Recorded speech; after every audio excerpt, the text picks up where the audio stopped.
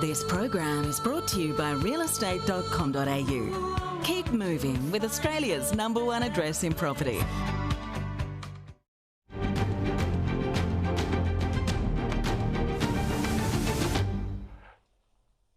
It's great to have your company here on Business Now. Let's get across the auction numbers from over the weekend and around the country. There were 1,570 auctions and the clearance rate was 60.8%. A few more auctions, a few less sold compared with last week. In Sydney, there were 508 auctions. That's fewer than last week, and the clearance rate there is only just above 57%. In Melbourne, 655 auctions and around 2/3 of those were sold. In Brisbane, there were 93 auctions and a clearance rate of around about 60%. In Adelaide, 72 auctions, pretty strong here still. 75% of them sold, not like last week when it was 80%. In Canberra, 40 auctions, more than 62% of them sold. And in Perth, just 4 auctions, but last week there were 564 private sales. So let's bring in here Anne Flaherty, an economist with REA Group who joins us regularly. Anne, many thanks for your time. Just go to those auction results. Everybody's looking at interest rates. Everybody's looking at the Reserve Bank commentary, plus its decision to keep rates on hold last week. It's surely got to have an influence on the banks, on the people buying, on the investors. Everybody's got a stake in this. Absolutely. And auction results are a fantastic pulse on the market in any given week. And the fact that we're seeing clearance rates, they're pretty resilient at the moment, but they are definitely down from where they were hovering a few months ago, shows that people are a little bit more hesitant at the moment. There is a bit more of people being held back, but I think the fact that we saw interest rates hold steady is really going to provide a boost of confidence to a lot of people out there. Okay, then we get to all the roadblocks that we know about. So there's population growth, so tick for property. We know, say, for example, a shortage of houses, another tick for property. We know that rents have risen, tick for property. So we've got a few ticks going on that side.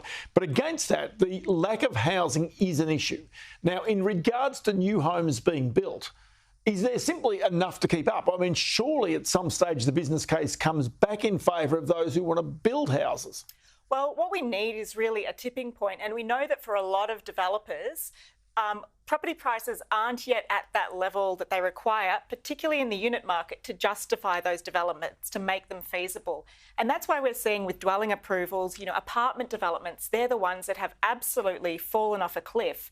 So we know that, yes, property prices are rising across the country, but in a lot of locations, we're not seeing those prices reach those levels quite yet to actually make those developments stack up. Okay, so and the tipping point could be a cut in interest rates or several, which obviously is now not on the horizon. It could be that prices rise to a point at which there is sufficient sort of return for the risk that needs to be taken.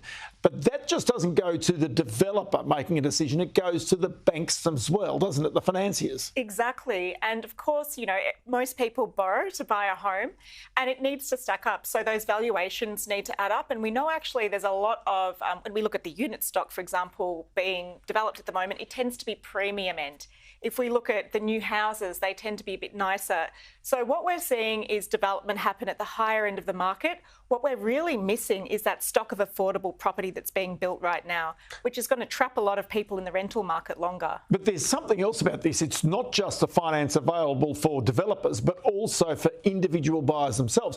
I noticed AMP came out last week and its bank was saying they'd been highly selective in those people they were providing housing credit to. And when unemployment's rising, that becomes a real issue for everybody seeking credit. You are absolutely right. And I think that there's a lot of uncertainty that the banks are looking at right now. Yes, technically the unemployment rate is still really low, but if we look at the total number of job ads online, they're down about 17% from 12 months ago, and we're seeing this month on month. So the forward-looking indicators suggest that unemployment is going to rise. We're seeing record numbers of businesses enter insolvency. Again, that means that unemployment risk is going up. And of course, banks are going to be more cautious in who they're lending to. Okay, so that therefore means that if they're more cautious, they're not lending to bigger developments because there's risk there.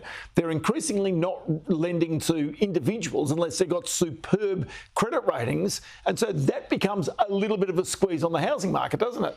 Look, absolutely. And at the end of the day, we desperately need more new homes built. But until we start to see a lot of these conditions ease, access to credit, lower interest rates, more approvals, all of these things, we are staring down the barrel of a worsening of the undersupply of housing.